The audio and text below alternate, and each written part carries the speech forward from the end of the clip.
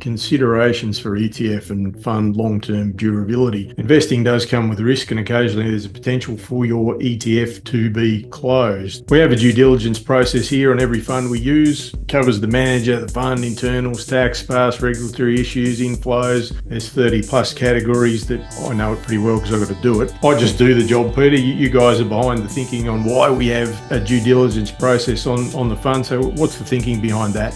It's critically important because the extent to which a fund is supported by investors, whether a managed fund or an ETF, will almost always determine its longevity.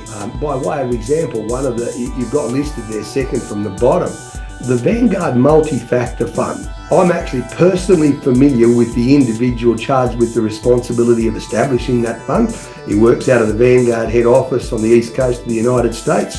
A particularly clever young man. I would say I have every reason to have confidence, in first of all his training, his actual specific career up to date, and they built a product that I genuinely believe was absolutely first rate, but the inflows into that fund were sufficiently modest that Vanguard had decided, well, there wasn't scale within the fund being developed so that it could be run successfully for their business, and without notice it was just, we're closing the fund, that's it.